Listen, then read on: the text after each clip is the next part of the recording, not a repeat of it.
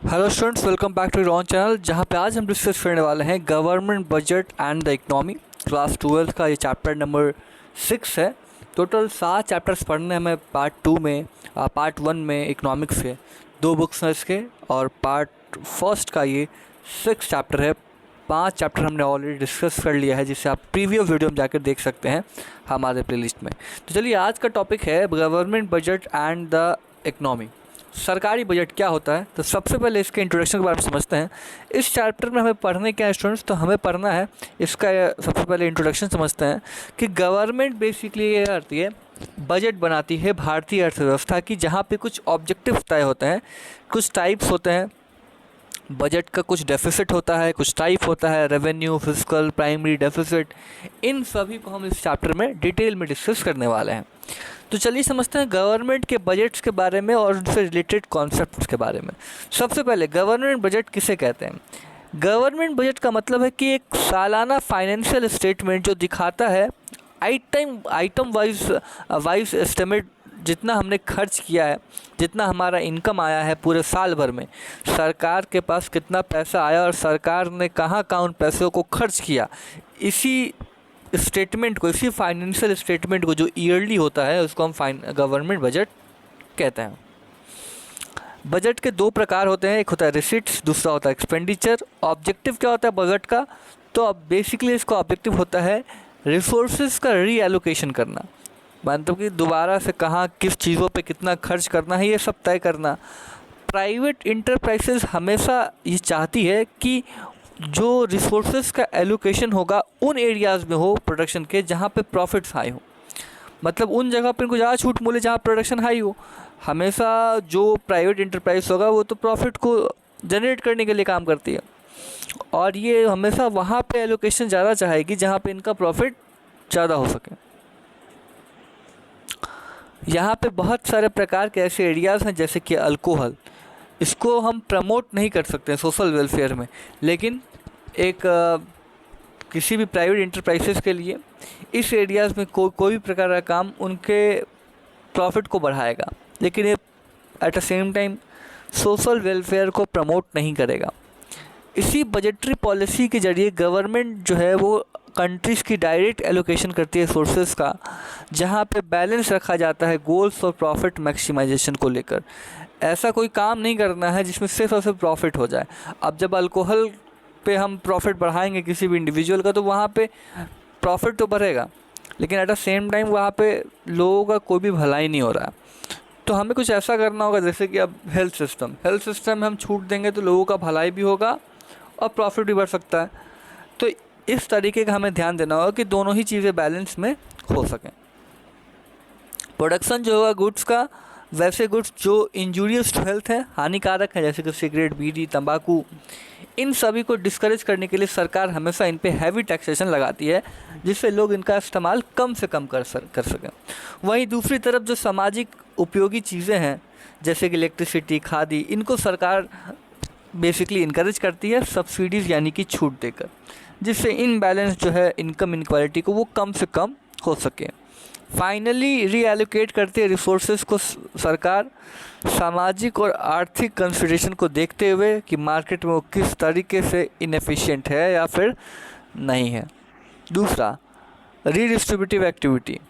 Budget में हमेशा इस बात को देखा गया है कि कॉम्प्रिहेंसिव एक्सरसाइज होता है टैक्सेशन और सब्सिडीज़ में, मतलब अमीर से पैसा लो और गरीब को पैसा दो, अमीर से पैसा लो टैक्सेशन के रूप में, गरीब को पैसा दो सब्सिडी के रूप में। तो गवर्नमेंट का मेन गोल तो यही होता है कि टैक्सेशन और सब्सिडीज़, जिससे इनइक्वालिटी जो है, इनकम इनइक्वालिटी है, वो कम से कम किया जा सके। गवर्नमेंट इनइक्वालिटी, वही बात यहाँ पे आगे लिखा हुआ है, गवर्नमेंट रिड्यूस करती है inequality of distribution of income को, वेल्थ को, क्या करके, टैक्सेस को लगा कर अमीरों पे और सब्सिडी को देकर गरीबों को। तो अमीर और गरीब के बीच में फ़र्क कैसे कम होगा, जब हम गरीबों से पैसा नहीं लेंगे, उनको और पैसा देंगे, और अमीर से पैसा लेंगे टैक्स के फॉर्म में। इससे कहीं ना कहीं रीच के बीच में और अमीर और गरीब के बीच में जो फ़र्क होगा वो कम होगा, ख़त्म तो नहीं हो सकता है, ये पॉसिबल नहीं है।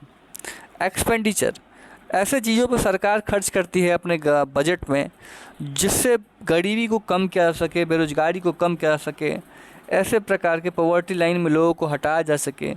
पब्लिक डिस्ट्रीब्यूशन सिस्टम जो होता है वो रेफर करता है सिर्फ गरीबों के लिए, जहाँ पे लोगों को फ्री में अनाज दिए जाते हैं, सब्सिडी प्राइसेस पे दिए जाते हैं, बहुत ही कम दर पे दिए जाते हैं, जिसे हम राशन कार्ड के नाम से भी जानते हैं। स्टेबलाइजिंग एक्टिविटीज़ का मतलब ये है कि मार्केट में जो सप्लाई और डिमांड होगा वो जनरेट करेगा साइकिल्स को, इसको हम लोग बिजनेस साइकिल भी कहते हैं। ज़्यादा से ज़्यादा सप्लाई है तो ज़्यादा से ज़्यादा डिमांड को भी हम लोग मार्केट में जनरेट कर सकते हैं। इस फेजेस में रिसेशन होगा, डिप्रेशन होगा, रिकवरी होगा और इकोनॉमी को भी काफ़ी ज़्यादा बूम देखने को मिलेगा। बजट का इम्पोर्टेंस क्या है स्टूडेंट्स? तो बजट का इम्पोर्टेंस आज के टाइम में इकोनॉमिक ग्रोथ को करना, जिससे लोगों के स्टैंडर्ड ऑफ लिविंग को इम्प्रूव किया जा सकता है। यहाँ पे और भी कई सारे प्रॉब्लम जैसे कि गरीबी, बेरोजगारी या इनइक्वालिटी इन इनकम्स और वेल्थ, इन सभी को कम करने के लिए बजट बहुत ज़रूरी है। गवर्नमेंट हमेशा इन समस्याओं को सॉल्व करने के लिए कई सारे कदम उठाती है और ये फिजिकल पॉलिसी में दिखता है कि सरकार कितना पैसा खर्च कर रही है, किस आइटम पे, और सरकार ने कहाँ कहाँ अपने पैसे को खर्च किया, आइटम वाइज भी ये हमको बजट में दिखता है फिजिकल पॉलिसी में। इसमें हम बजट को बहुत इम्पोर्टेंट इंस्ट्रूमेंट भी मानते हैं सरकार का, जहाँ पे फिजिकल ईयर जो था, जहाँ पे बजट प्रिपेयर किया गया था 1 अप्रैल से 31 मार्च। तो कोई भी जो बजट होता है वो कब से कब तक प्रिपेयर होता है, ड्यूरेशन क्या होता है इसका, 1 अप्रैल से 31 मार्च। 1 अप्रैल को फिर से नया बजट लाया जाता है। ये ऑब्जेक्टिव क्वेश्चन आपको याद रखना है।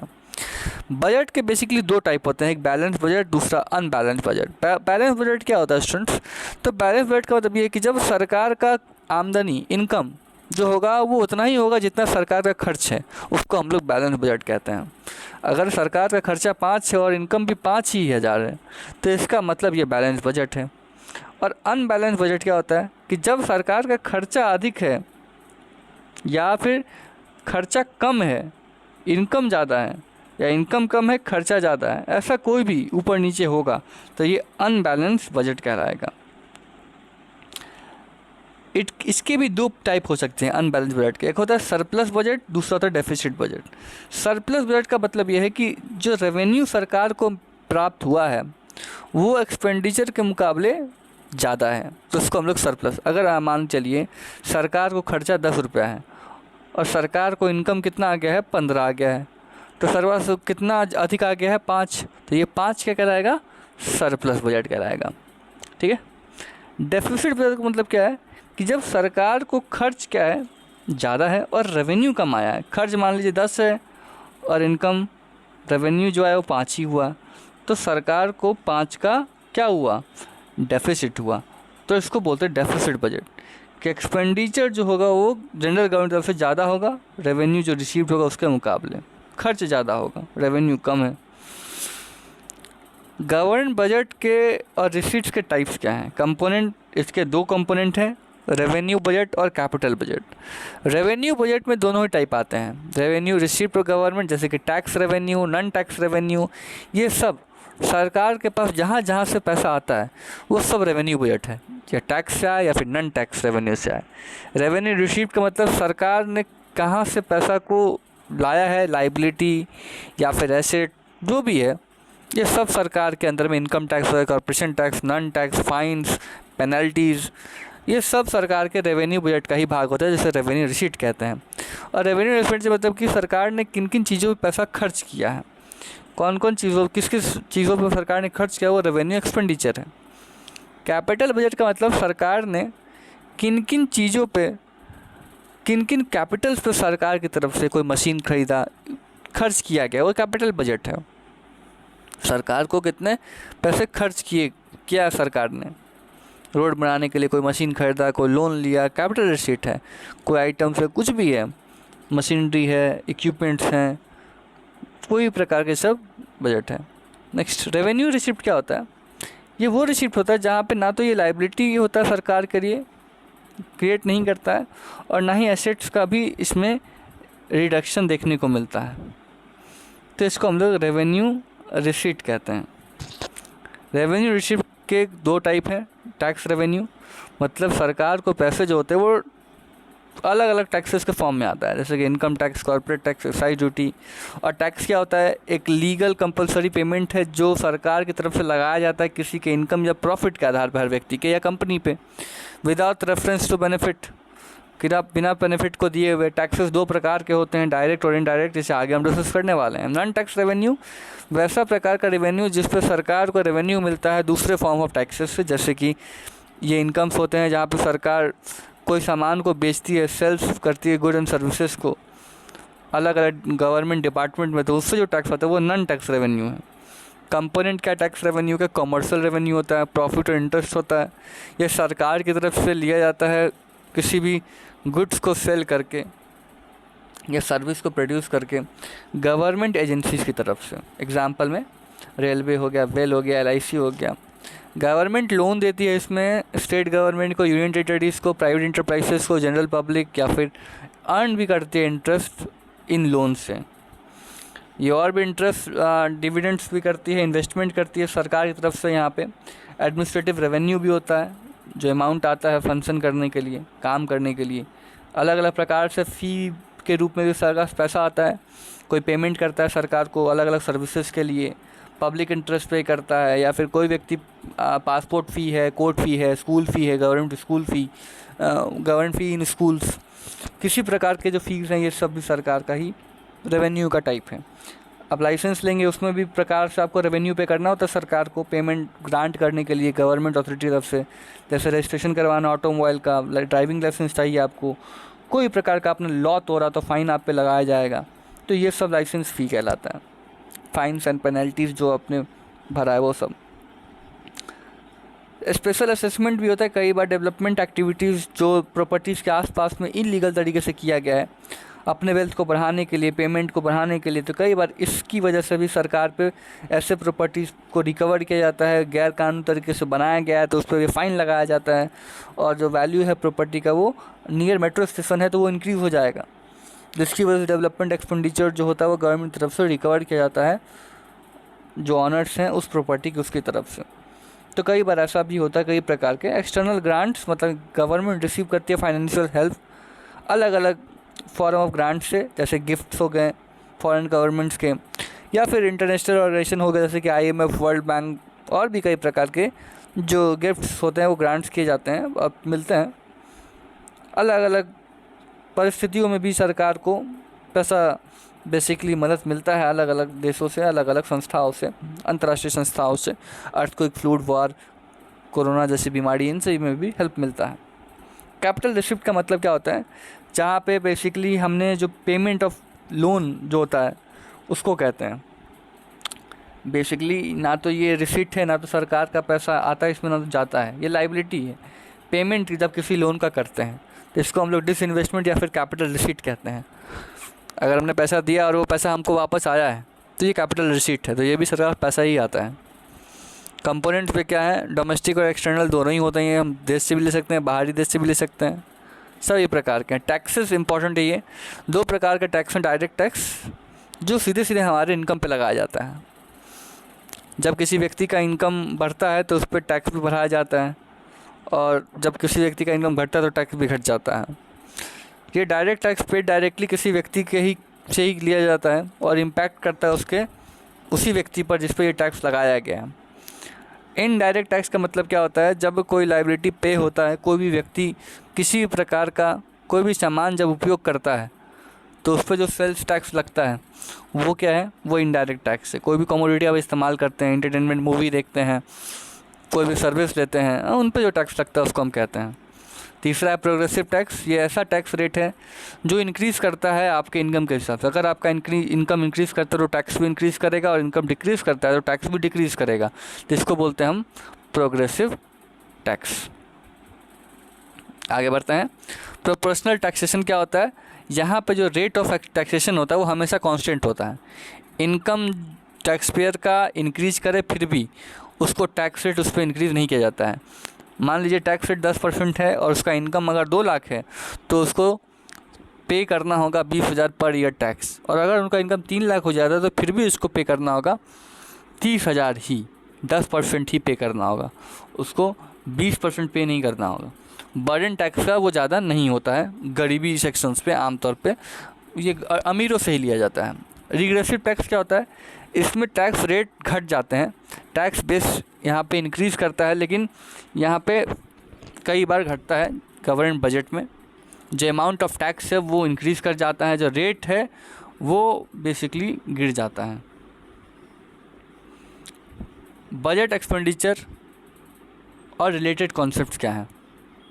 बजट एक्सपेंडिचर का मतलब है कि हमने किसी चीज़ पे कितना खर्च किया है, सरकार ने कितना खर्च किया है डेवलपमेंट या फिर नॉन डेवलपमेंट प्रोग्राम्स पे, या प्लान या नॉन प्लान प्रोग्राम्स पे एक साल में, उसको हम लोग बजट एक्सपेंडिचर कहते हैं। इसके 3 टाइप होते हैं, plan, non plan expenditure, revenue and capital expenditure, development and non development. सबसे पहले plan and non plan expenditure क्या होता है। प्लान एक्सपेंडिचर मतलब सरकार जब खर्च करती है तो वहाँ पे एक प्लान तैयार करती है कि किस तरीके से हमको कंजम्पशन करना है, किस तरीके से इन्वेस्टमेंट करना है, कहाँ पे करना है, किस कंट्री में करना है, किस सेक्टर में करना है, हेल्थ पे करना है कि एजुकेशन पे करना है, इसको हम लोग प्लान एक्सपेंडिचर कहते हैं। नॉन प्लान एक्सपेंडिचर मतलब कि सरकार तैयारी नहीं करती है ऐसे प्रकार के। अब मान लीजिए कोई प्रकार का प्रॉब्लम आ गया, अचानक कोरोना आ गया, तो कोरोना पर जो वैक्सीन बनेगी उसके लिए सरकार तैयार नहीं थी खर्च के लिए, इसको नॉन प्लान एक्सपेंडिचर कहेंगे। रेवेन्यू और कैपिटल एक्सपेंडिचर का मतलब कि यहाँ पे जो एक्सपेंडिचर होगा वो ना तो एसेट्स होगा और ना ही रिडक्शन होगा लायबिलिटी में। यहाँ पे दोनों कंडीशन सेटिस्फाइड है, मतलब कि रेवेन्यू एक्सपेंडिचर सैलरी भी हो सकता है गवर्नमेंट एम्प्लॉइज़ का, जो खर्च हो रहा है सरकार की तरफ से, चाहे वो किसी की सैलरी को पे करने में गवर्नमेंट एम्प्लॉय का हो, इंटरेस्ट पेमेंट हो लोन्स पे जो सरकार ले रही है, पेंशन्स पे ले रही है, वो सारे कहलाएंगे।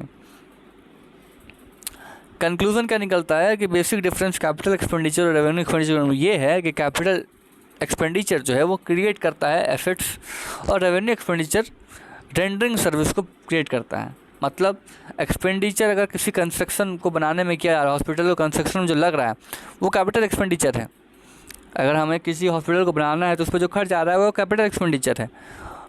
लेकिन जो वहाँ पर जो मेडिसिन होंगे, सैलरीज होंगे डॉक्टर्स के, उसको पे करने पे जो खर्च आ रहा है वो रेंडरिंग सर्विस होगा, तो ये कहलाएगा रेवेन्यू एक्सपेंडिचर। क्लियर? चलिए, development and non development expenditure क्या होता है। डेवलपमेंट एक्सपेंडिचर वैसी प्रकार की एक्सपेंडिचर होती है जहाँ पे डायरेक्टली आर्थिक या सामाजिक प्रकार के डेवलपमेंट से जुड़ा होता है कंट्री के, जिससे हमारे देश का तरक्की होगा, वैसे प्रकार के कोई भी खर्च को हम लोग डेवलपमेंट एक्सपेंडिचर कहते हैं। और जिससे हमारा आर्थिक तरक्की नहीं होगा, सामाजिक तरक्की नहीं होगा ना, वो नॉन डेवलपमेंट एक्सपेंडिचर है। एग्जाम्पल में रोड बनेगा, एजुकेशन अच्छा होगा, एग्रीकल्चर, ट्रांसपोर्ट, ये सब क्या है, डेवलपमेंट है, इसको हम डेवलपमेंट कहेंगे। अब ओल्ड एज पेंशन बढ़ाएंगे, कलेक्शन करेंगे टैक्सेस का, इंटरेस्ट रेट होगा, सब्सिडीज़ होगा, इससे डेवलपमेंट तो नहीं होने वाला है बिल्कुल भी। डेफिसिट और इम्प्लीकेशन ऑफ दिस डेफिसिट क्या है।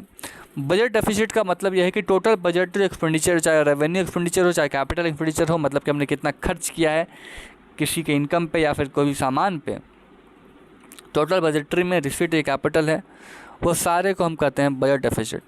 2 प्रकार का होता है, रेवेन्यू डेफिसिट, फिजिकल डेफिसिट, 3 प्रकार का प्राइमरी डेफिसिट। सबसे पहले रेवेन्यू डेफिसिट क्या होता है, यहाँ पे एक्सेस ऑफ रेवेन्यू एक्सपेंडिचर जो होगा सरकार का रेवेन्यू पे होगा। रेवेन्यू रिसिप्ट बराबर total revenue expenditure minus total revenue receipt. तो ये सब चीज़ें आपको आसानी से यहाँ पर एग्जाम्पल के साथ आपको समझनी है। फिजिकल डेफिसिट क्या होता है, टोटल एक्सपेंडिचर जो है टोटल रिसिप्ट के आधार पे उसको कहते हैं। तो बस यही था आज के क्लासेस में, जहाँ पे हमने समझा प्राइमरी डेफिसिट क्या होता है। तो प्राइमरी डेफिसिट जो है वो डेफिसिट माइनस इंटरेस्ट पेमेंट, इसका फार्मूला है physical deficit minus interest payment. तो आज की क्लास में इतना ही, यही था कुछ टॉपिक जो बहुत ही काफ़ी इंपॉर्टेंट है गवर्नमेंट बजट से, और ये काफ़ी इंपॉर्टेंट है और भी बहुत सारे एग्जामिनेशन के लिए 11th-12th में तो पूछे ही जाते हैं, कई सारे स्टेट BCS में भी और UPSC के एग्ज़ाम में भी पूछे जाते हैं। आई होप आपको ये चैप्टर क्लियर हुआ हो। कोई भी डाउट्स है तो आपको मुझे कमेंट बॉक्स में कमेंट करके पूछ सकते हैं। और वीडियो पसंद आए तो वीडियो को लाइक करें, चैनल को सब्सक्राइब करें। फिर से मिलते हैं नए वीडियो के लिए। Thanks for watching.